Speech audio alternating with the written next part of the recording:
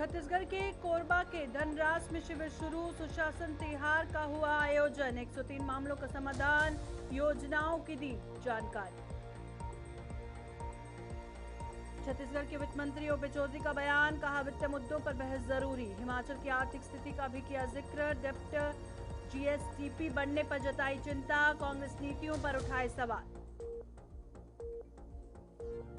रायपुर में दीपक बैज ने की कई अहम बैठकें। संगठनात्मक कार्यों की समीक्षा की। बीजेपी सरकार पर लगाए कई आरोप। महंगाई और गैस कीमतों को लेकर जमकर निशाना साधा।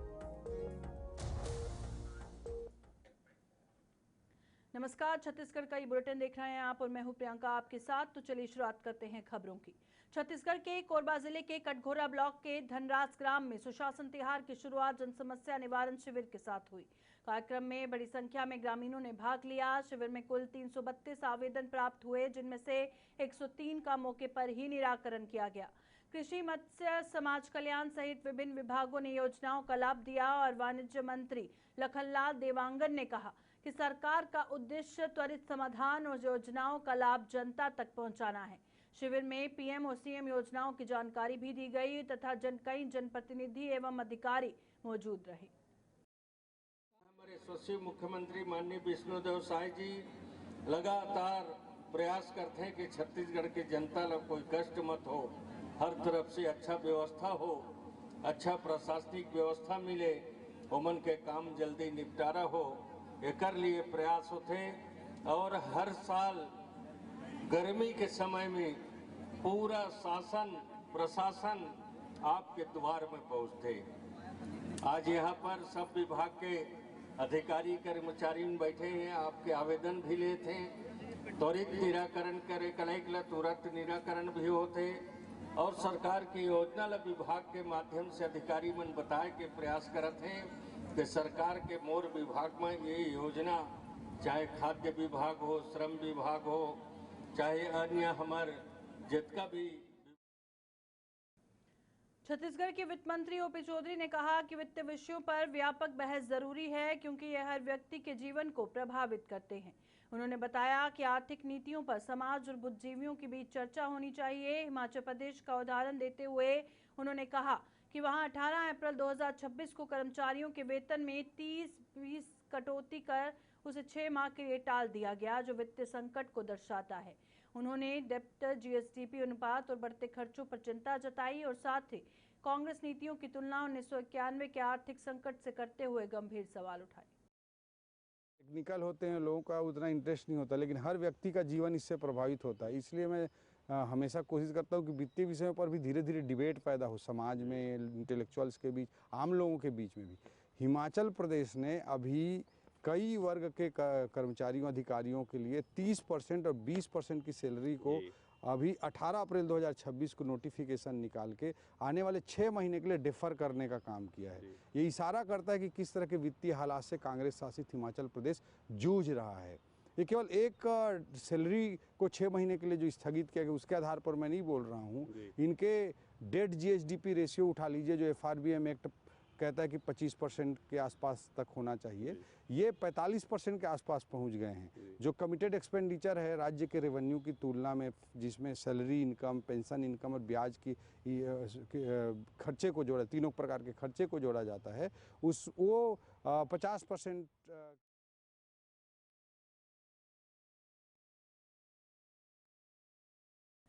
छत्तीसगढ़ कांग्रेस अध्यक्ष दीपक बैज ने कहा कि सचिन पायलट की मौजूदगी में विधायकों, जिला अध्यक्षों और नवनियुक्त ब्लॉक अध्यक्षों के साथ संगठनात्मक बैठकें की गई, जिसमें ब्लॉक स्तर के कार्यों की सराहना हुई। उन्होंने बताया कि कांग्रेस भाजपा सरकार को महिला आरक्षण और माइनिंग से जुड़े मुद्दों पर घेरने की रणनीति बना रही है। बैज ने महंगाई को लेकर केंद्र और राज्य सरकार पर निशाना साधते हुए कहा कि कमर्शियल सिलेंडर के दामों में भारी बढ़ोतरी हुई है, जिससे आम जनता प्रभावित हो रही है। उन्होंने राज्य सरकार से वैट में छूट देकर राहत देने की मांग की। माननीय सचिन पायलट जी की उपस्थिति में 3 मैराथन बैठकें हुई विधायकों के साथ, माननीय विधायकों के साथ 1-to-1 चर्चाएं, और उसके बाद जिला कांग्रेस कमेटी के अध्यक्षों के साथ उनकी समीक्षा बैठक और आगामी प्रदेश की मुद्दों को लेकर रणनीति पे चर्चा हुई। और पहली बार ब्लॉक कांग्रेस जो अध्यक्ष नवनियुक्त हुए उनके साथ बैठक हुई, जिसमें ब्लॉक अध्यक्षों के कार्यों को हमारे प्रभारी माननीय सचिन पायलट जी ने सराहा। निश्चित रूप से जमीनी स्तर पर जाकर हमारे तमाम ब्लॉक अध्यक्ष काम कर रहे हैं और संगठन ने जो जिम्मेदारियां दी है उस जिम्मेदारियों को बखूबी निभा रहे हैं। इसको देखते हुए निश्चित रूप से ब्लॉक अध्यक्ष कार्य को हमारे प्रभारी माननीय सचिन पायलट जी ने सराहा है। और दूसरी चीज, कल दो मुद्दे पे विस्तृत रूप से चर्चाएं हुई। पहला ये कि महिला आरक्षण को लेकर जिस तरह से भारतीय जनता पार्टी की सरकार और भारतीय जनता पार्टी गुमराह कर रही है, इसको लेकर बहुत जल्द प्रदेश कांग्रेस कमेटी की एक रूपरेखा तय कर रही है। अंतर्राष्ट्रीय मजदूर दिवस के अवसर पर छत्तीसगढ़ के उप मुख्यमंत्री अरुण साव आज मिंटू अग्रवाल राइस मिल में आयोजित भारतीय जनता पार्टी झुग्गी झोंपड़ी प्रकोष्ठ के सम्मान समारोह में शामिल हुए। इस दौरान उन्होंने श्रमिकों का सम्मान कर उनके योगदान को नमन किया और कहा कि श्रमिक समाज विकास की रीढ़ है। उन्होंने बताया कि श्रमिकों के बिना किसी भी राष्ट्र की प्रगति संभव नहीं है। कार्यक्रम में प्रधानमंत्री नरेंद्र मोदी और मुख्यमंत्री विष्णुदेव साय की योजनाओं का उल्लेख करते हुए उन्होंने श्रमिक कल्याण योजनाओं पर प्रकाश डाला। भूमिहीन कृषि मजदूर योजना के तहत 10,000 रुपए की सहायता का भी जिक्र किया गया।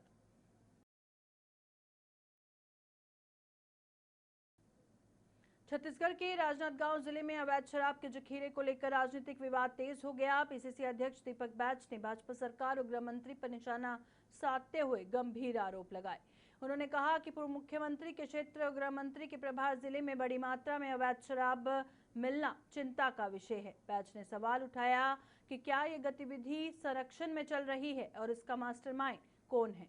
उन्होंने सरकार से सख्त कार्रवाई और पूरे मामले का खुलासा करने की मांग की और मामले ने राजनीतिक माहौल को गरमा दिया है। मुख्यमंत्री का क्षेत्र और भारतीय जनता पार्टी की सरकार में डोंगरगढ़ क्षेत्र में बड़ी तादाद में अवैध शराब का जखीरा मिला है। ये पहली बार नहीं है। इस राजनांदगांव जिले ये गृह मंत्री का प्रभार जिला है। स्पष्ट बताना चाहिए, क्या गृह मंत्री के इशारे पर यहाँ पे अवैध शराब का फैक्ट्री है क्या? कहाँ से अवैध शराब आ रही है? किसके संरक्षण में हो रही है? ये सबसे बड़ा सवाल है। अवैध शराब का अड्डा बन चुका है राजनांदगांव और कहीं न कहीं ये भारतीय जनता पार्टी की सरकार के संरक्षण में और गृह मंत्री के संरक्षण में यहाँ अवैध शराब का पूरी तरह से अड्डा बना हुआ है। सरकार को इस पे कार्रवाई करना।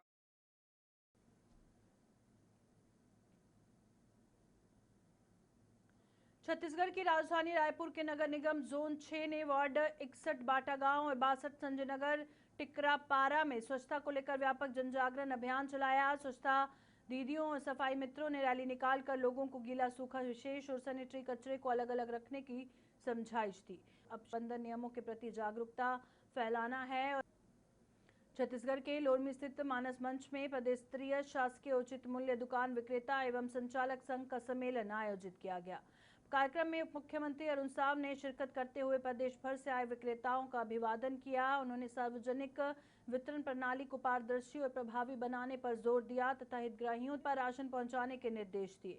साव ने कहा कि उचित मूल्य दुकान संचालक सरकार की योजनाओं की महत्वपूर्ण कड़ी है और इस अवसर पर उपस्थित लोगों में उत्साह देखा गया। अपनी अद्भुत स्मरण शक्ति से सभी को प्रभावित किया। लोक भवन में राज्यपाल रमेन डेका से मुलाकात के दौरान रुद्र ने यूपीएससी और पीएससी स्तर के कठिन प्रश्नों के सटीक उत्तर दिए। राज्यपाल ने छत्तीसगढ़ गठन संविधान और राज्य से जुड़े सवाल पूछे, जिनका जवाब रुद्र ने तुरंत दिया। उनकी प्रतिभा देखकर राज्यपाल ने उन्हें प्रमाण पत्र देकर उज्जवल भविष्य की शुभकामनाएं दी और इस अवसर पर उनके माता पिता भी मौजूद रहे। रुद्र की प्रतिभा की पूरे कार्यक्रम में सराहना की गई। आम आदमी पार्टी आपके कार्यकारी प्रदेश अध्यक्ष देवलाल नरेटी ने 1 मई से 10 जून 2026 तक प्रस्तावित सुशासन त्योहार को दिखावा करार दिया। उन्होंने कहा कि पिछले शिविरों में जनता द्वारा दिए गए हजारों आवेदन अब तक लंबित हैं, जिन पर कोई ठोस कार्रवाई नहीं हुई।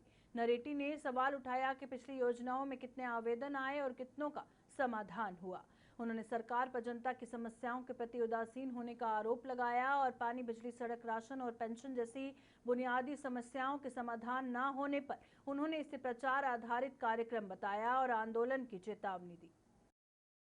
प्रदेश की भारतीय जनता पार्टी की सरकार पूरी तरह से हर मोर्चे में फेल है और अपनी नाकामी को छुपाने के लिए सुशासन त्योहार का मात्र ढकोसला करने जा रही है, क्योंकि आज से पहले भी पिछले सत्र में भी सुशासन त्योहार के नाम से, जन समस्या निवारण के शिविर के नाम से लाखों हजारों आवेदन लिए गए, लेकिन उन आवेदन पर क्या हुआ? आज भी वो समस्याएं जस की तर्ज पड़ी है। आज भी कई ऐसे गांव हैं जहां पर सड़कें नहीं पहुंच पाई है। आज भी कई ऐसे गांव हैं जहां पर बिजली नहीं पहुंच पाई है। आज भी कई ऐसे गांव हैं जहां पर शुद्ध पानी नहीं है पीने को। आज भी कई ऐसे गांव हैं, ऐसे कई अस्पताल हैं जहां पे ना तो। छत्तीसगढ़ के राजनांदगांव में पुलिस अधीक्षक अंकिता शर्मा के निर्देशन में डायल 112 सेवाओं को और अधिक प्रभावी बनाने के लिए बैठक आयोजित की गई। जनसंवाद कक्ष में हुई इस बैठक की अध्यक्षता अतिरिक्त एसपी व जोनल अधिकारी कीर्तन राठौर ने की और इसमें वाहन चालकों और आरक्षकों को त्वरित घटनास्थल पहुंचने, टीम वर्क और नागरिकों से संवेदनशील व्यवहार के निर्देश दिए गए और सभी को दस्ताने, सैनिटाइजर और फर्स्ट एड बॉक्स वितरित किए गए। बैठक में 30 से अधिक पुलिसकर्मी उपस्थित रहे और आपात सेवाओं को मजबूत बनाने पर जोर दिया गया। रायपुर से बड़ी सफलता सामने आई है। साइबर सेल सरस्वती नगर और कबीर नगर पुलिस की संयुक्त टीम ने बने सूने मकानों में चोरी करने वाले अंतर्राज्यीय गिरोह का टीचर्स कॉलोनी निवासी 8.4 लाख की चोरी के मामले में कार्रवाई करते हुए 3 अन्य और इनमें से 4 उत्पाद सोना, बेरात, बाइक और उपकरण बरामद। जो संदिग्ध थे उनके पीछे लगे हुए थे। मुखबिरों के माध्यम से पता चला कि वो रायपुर में फिर चोरी की मंशा से आए हुए हैं, तो त्वरित कार्रवाई करते हुए साइबर का काम किया है। 2025 के प्रकरण 212/2025 को सौंपा गया। यह आंकड़ा पिछले वर्ष के मुकाबले 42 अधिक है। 30 अप्रैल के ड्यूरेशन में था। रिकवरी हुई व्यक्तियों और नाबालिग लोगों को मिला और इसमें पुलिस अधीक्षक महोदय गंभीर के निर्देशन में थानेदारों के प्रति स्पर्धा भी कराई गई कि जो ज़्यादा अच्छा रिकवरी करेगा उसको इनाम दिया जाएगा प्रथम 3 थानों को। इसके बाद सभी ने बोर्ड लगा के अपना रिकवरी की। DCP north zone Mayank Gujjar ने बताया कि थाना खैरी थाना क्षेत्र में इंश्योरेंस धोखाधड़ी के बड़े मामले का खुलासा हुआ है। DCP north zone Mayank Gujjar के अनुसार आरोपी ने वर्ष 2008 से 2022 के बीच 63 लाख रुपए की पॉलिसी के नाम पर धोखाधड़ी करने का आरोप है। शिकायत मिलने पर एफआईआर दर्ज कर जांच शुरू की गई। पुलिस ने बैंक ट्रांजैक्शन और संबंधित दस्तावेजों की जांच शुरू कर दी। प्रारंभिक जांच में पता चला कि आरोपी ने विश्वास में लेकर प्रार्थी को ठगा। पुलिस आगे की कार्रवाई में जुटी है और अन्य पहलुओं की जांच कर रही है। आरोप पंजीबद्ध हुआ और पंजीबद्ध होने के उपरांत जो आरोपी था उसकी तलाशी चल रही थी। तलाशी करके त्वरित कार्रवाई करते हुए पुलिस ने उसे पकड़ा है और आरोपी जो है उसका नाम मयूर बाड़मेर है। साथ ही साथ इसमें रिलेटेड जो बाकी बैंक ट्रांजेक्शन्स हैं या फिर और जो डॉक्यूमेंट्स हैं उसको चेक किया जा रहा है, ढाला जा रहा है। आगे जो भी कार्रवाई होगी आपको अपडेट किया जाएगा।